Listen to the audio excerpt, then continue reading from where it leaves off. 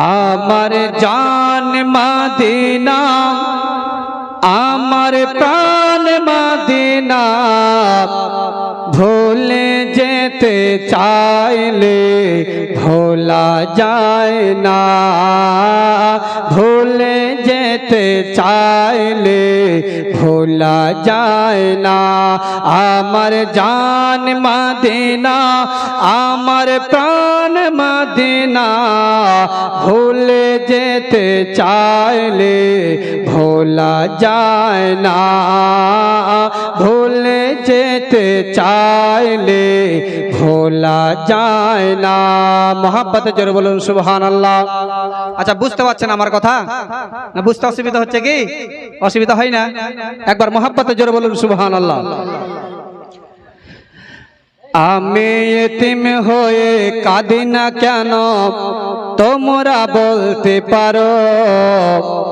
আমি এতিম হয়ে কাঁদি না কেন, তোমরা বলতে পারো? এতিম ছিলেন আমার নবী, এতিম আমিও। এতিম ছিলেন আমার নবী, এতিম আমিও। আমি এতিম হয়ে কাঁদি না কেন, তোমরা বলতে পারো? আমি এতিম হয়ে কাঁদি না কেন, তোমরা বলতে পারো? এতিম ছিলেন আমার নবী, এতিম আমিও। এতিম ছিলেন আমার নবী, এতিম আমিও। নেই বাবা মা আমার, নেই যে বাড়ি ঘর, নেই বাবা মা আমার, নেই যে বাড়ি ঘর, আমার মতো কপাল পোড়া নেই তো ভাবে আর।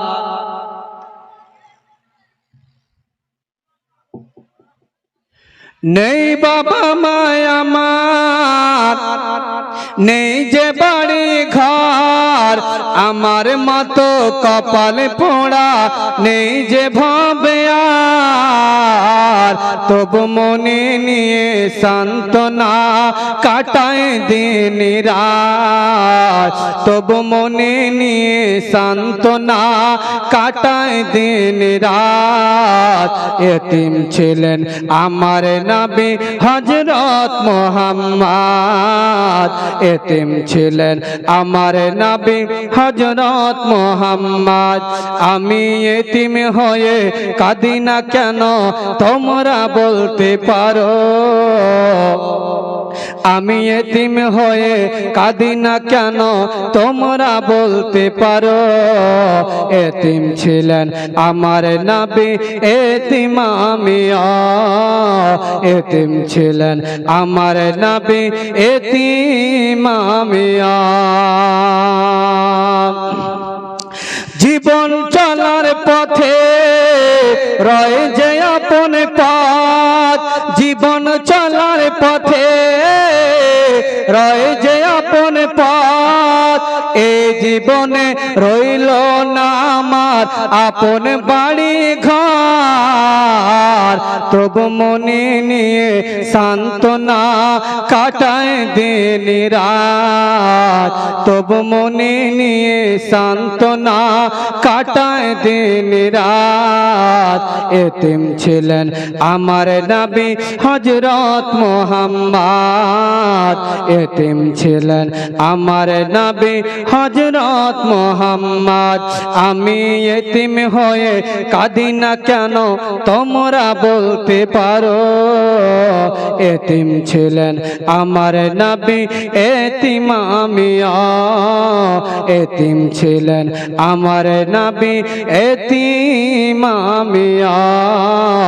এতিম ছিলেন আমার নবী, এতিম আমিও। আমি এতিম হয়ে কাঁদি না কেন, তোমরা বলতে পারো? আমি এতিম হয়ে কাঁদি না কেন, তোমরা বলতে পারো? এতিম ছিলেন আমার নবী, এতিম আমিও। এতিম ছিলেন আমার নবী, এতিম আমিও। বাপজিরা আমার, আমরা নবীজিকে কতটা মহাব্বত করি, কতটা ভালোবাসি, নবীর আদর্শকে কতটা মানি, নবীর সুন্নতকে কতটা মানি। সাহাবায়ে কেরামগণ নবীজিকে কত ভালোবাসতেন, নবীর প্রত্যেকটা সুন্নতের উপরে সাহাবায়ে কেরামগণ এত গুরুত্ব দিতেন, এত আপনার মানতেন। হযরতে উমরে ফারুক রাদিয়াল্লাহু তাআলা আনহু, হযরতে উমরে ফারুক রাদিয়াল্লাহু তাআলা আনহু একদিন স্বপ্নের মাধ্যমে দেখলেন যে হযরত উমর ফারুক দেখলেন যে হযরতে উমরে ফারুক রাদিয়াল্লাহু তাআলা আনহুকে যেন একটা লাল মুরগাতে যেন কামড়াচ্ছে। এই স্বপ্নটা দেখার পরে হযরত উমর ফারুক রাদিয়াল্লাহু তাআলা আনহু পবিত্র জুমার ঘর মসজিদে খুতবার মাধ্যমে বললেন। তখন বলার পরে সেই জামানার যারা স্বপ্নের তাবি ছিল তাদেরকে জিজ্ঞাসা করা হলো। তখন তারা বললেন যে এ উমরে ফারুক রাদিয়াল্লাহু তাআলা আনহু আপনাকে আপনার শত্রু মারার জন্য প্রস্তুতি নিচ্ছে। এই কথা আপনার বলার পরে শনিবার, রবিবার, সোমবার, মঙ্গলবার অতিবাহিত হওয়ার পরে বুধবারের দিন ফজরের নামাজের সময় যখন হযরত উমরে ফারুক রাদিয়াল্লাহু তাআলা আনহু নামাজ পড়ার জন্য যখন মসজিদে গেছেন, নামাজ পড়ার জন্য মসজিদে যাওয়ার পরে হযরত উমর ফারুকের একটা অভ্যাস ছিল, যখন তিনি নামাজ শুরু করতেন সর্বপ্রথমে লাইনগুলোকে সোজা করে নিতেন। এই জন্য আপনারাও যখন মসজিদে যাবেন, যখন জামাত শুরু করবেন তার পূর্বে লাইনগুলোকে ভালো করে সোজা করবেন, তারপরে নামাজ শুরু করবেন। হযরত উমরে ফারুক রাদিয়াল্লাহু তাআলা আনহু লাইনগুলোকে সোজা করে নিয়ে হযরত উমরে ফারুক আগে বেড়ে গেলেন। ইমাম সেজে যখন নামাজ পড়াতে শুরু করলেন, আল্লাহু আকবার বলে যখন হাত বেঁধেছেন, হযরত উমর ফারুক রাদিয়াল্লাহু তাআলা আনহুকে মারার জন্য একজন ব্যক্তি প্রস্তুতি নিচ্ছিল। সেই ব্যক্তির নাম হচ্ছে আবু লুলু। সে আবু লুলু মানুষটা অনেক দিন ধরে আপনার সুযোগ খুঁজছিল যে উমরে ফারুককে কি করে মারবো, কিন্তু সেই সময় মক্কার জমিনে এমন কোন মায়ের সন্তান ছিল না যে হযরত উমর ফারুকের সামনে ডাইরেক্টে মোকাবিলা করতে পারবে। সেই জামানাতে এমন কোন মায়ের সন্তান ছিল না যে হযরত উমর ফারুকের সঙ্গে ডাইরেক্টে মোকাবিলা করতে পারবে।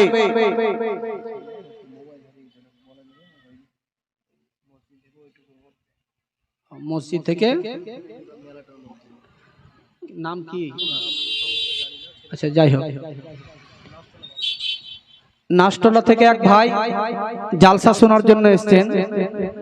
তো ওই মসজিদ থেকে বাজারের মধ্যেই তার পকেট থেকে মোবাইলটা কেউ টেনে নিয়েছে বা হয়তো পড়ে গেছে, যাই হোক। তো কেউ যদি পেয়ে থাকেন দয়া করে মেহেরবানি করে একটু এই জালসার মাহফিলে দিয়ে যাবেন।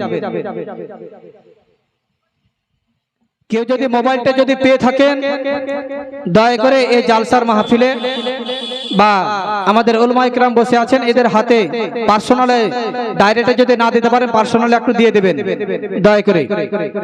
তো হযরত উমরে ফারুক রাদিয়াল্লাহু তাআলা আনহুর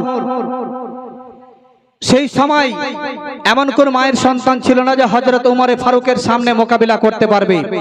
সেই আবু লুলু মানুষটা মসজিদে নামাজ পড়তে এসেছে মুসলমানের ভেষে, মাথায় আপনার টুপি দিয়ে, পরনে আপনার পাগড়ি জুব্বা পরে মুসলমানের ভেষে মসজিদে নামাজ পড়তে এসেছে। যখন আপনার লাইনকে সোজা করে নিয়ে হযরত উমরে ফারুক আল্লাহু আকবার বলে যেমনই হাত বেঁধেছে, সেই আবু লুলু মানুষটা হযরত উমরে ফারুককে এমন ভাবে পেটে আঘাত করেছে খঞ্জর দিয়ে। কিতাবের মধ্যে পাওয়া যায়, সাচ্চি হিকায়ের মধ্যে, সাচ্চি হিকায়াত কিতাবের মধ্যে এসেছে যে হযরত উমরে ফারুককে এমন করে খঞ্জর দিয়ে আঘাত করেছিলেন যে সে আপনার খঞ্জরের আঘাতে আঘাত দিয়ে হযরত উমরে ফারুক যা খেতেন পান করতেন সঙ্গে সঙ্গে সেই ফুটো দিয়ে সেই আঘাত দিয়ে বেরিয়ে যেত। হযরত উমরে ফারুক রাদিয়াল্লাহু তাআলা আনহু তখন নামাজ আর পড়াতে পারলেন না। ইমামতির জায়গাতে আব্দুর রহমান বিন আউফকে দিয়ে নামাজ পড়ালেন। নামাজ কমপ্লিট হওয়ার পরে হযরত উমরে ফারুক রাদিয়াল্লাহু তাআলা আনহু তখন জিজ্ঞাসা করলেন যে আমাকে কে আঘাত করলো। হযরত উমরে ফারুক রাদিয়াল্লাহু তাআলা আনহুকে তখন বললেন যে এই উমরে ফারুক, আপনাকে আঘাত করেছে একজন মুশরিক গোলাম, আবু লুলু নামী একজন মুশরিক গোলাম আপনাকে আঘাত করেছে। হযরত উমরে ফারুক রাদিয়াল্লাহু তাআলা আনহুকে আপনার বাড়ি নিয়ে আসা হলো।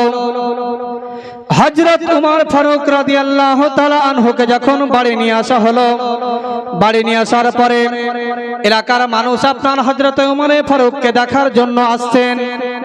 হযরত উমর ফারুক রাদিয়াল্লাহু তাআলা আনহুকে দেখার জন্য আসছেন। একজন ব্যক্তি হযরত উমর ফারুক রাদিয়াল্লাহু তাআলা আনহুকে দেখার জন্য এসেছে, তাই সেই ব্যক্তির আপনার লুঙ্গিটা ছিল আপনার টাকনুর নিচে। হযরত উমর ফারুক রাদিয়াল্লাহু তাআলা আনহু তখন সেই ব্যক্তিকে ডেকে বললেন, ওগো ভাই, এই কাজটা আল্লাহ এবং আল্লাহর রাসূল পছন্দ করে নাই, আপনি দয়া করে মেহেরবানি করে আপনার লুঙ্গিটাকে টাকনুর উপরে পরে নেন, কারণ পুরুষদের জন্য টাকনুর নিচে লুঙ্গি পরিধান করা শরীয়তে আপনার মানা আছে, শরীয়তে আপনার বাধা আছে। এই জন্য আপনি দয়া করে মেহেরবানি করে লুঙ্গিটাকে টাকনুর উপরে করে নেন। আমার বাবারা দেখেন, আল্লাহর নবীর প্রত্যেকটা সুন্নাতকে হযরত উমর ফারুক কত আপনার গুরুত্ব দিতেন, প্রত্যেকটা কথাকে কত মানতেন। আমার বাবারা হযরত উমর ফারুক রাদিয়াল্লাহু তাআলা আনহু সেই ব্যক্তিকে ডেকে বললেন, ভাই গো, আপনি দয়া করে আপনি লুঙ্গিটাকে টাকনুর উপরে করে নেন। এখন আমাদের অনেক যুবক ভাইকে দেখা যায় বাজার থেকে আপনার নতুন প্যান্ট ক্রয় করে নিয়ে আসে, 10 দিন 15 দিন 1 মাস পরার পরে উপর দিক তো নতুন হয়ে থাকে, কিন্তু নিচের দিক ঝাড়ু দিতে দিতে নিচের দিক ক্ষয় হয়ে যায়, তাই না? নিচের দিক ক্ষয় হয়ে যায়। এই যুবক ভাইরা, তোমাদেরকে বলছি ভালো করে শোনো, তুমি যে এত টাইট স্কিম টাইট যে প্যান্ট পরছো, আচ্ছা বলো, এখান থেকে তুমি যদি মালদা যাও বা কালিয়াচক যাও, রাস্তাতে যদি তোমার পেশাব পায়খানা যদি প্রয়োজন হয়, তাহলে তোমার বসার কি আর রাস্তা আছে? অত দাঁড়িয়ে দাঁড়িয়ে সারতে হবে? হ্যাঁ, আর না তো বসতে গেলে আর প্যান্ট ছিঁড়বে। এত টাইট প্যান্ট পরে, তো প্যান্ট পরবেন ঢিলা ঢালা প্যান্ট পরবেন, যাতে আপনার চলাফেরাতে অসুবিধা না হয়। ঢিলা ঢালা প্যান্ট পরবেন, প্যান্ট আপনার টাকনুর উপরে পরবেন। তো হযরত উমর ফারুক রাদিয়াল্লাহু তাআলা আনহু যখন সেই ব্যক্তিকে বললেন, হযরত উমর ফারুক রাদিয়াল্লাহু তাআলা আনহুর কথাটাকে সেই ব্যক্তি এক বাক্যে মেনে নিলেন। হযরত উমর ফারুক রাদিয়াল্লাহু তাআলা আনহুর অবস্থা আস্তে আস্তে এত খারাপ হয়ে গেল। হযরত উমর ফারুক রাদিয়াল্লাহু তাআলা আনহু নিজের বেটাকে আপনার ডেকে বললেন, ওগো আমার সন্তান, আমার মনের আশা, আমার মনের আকাঙ্ক্ষা যে আমার লাশটা যেন আল্লাহর নবীর রওজার কাছে যেন দাফন করা হয়, এটা আমার মনের আশা, এটা আমার মনের আকাঙ্ক্ষা। যাও তুমি আয়েশা সিদ্দিকার বাড়িতে যাও, আর আয়েশা সিদ্দিকার কাছ থেকে একটু অনুমতি নিয়ে এসো। আয়েশা সিদ্দিকার কাছ থেকে নারে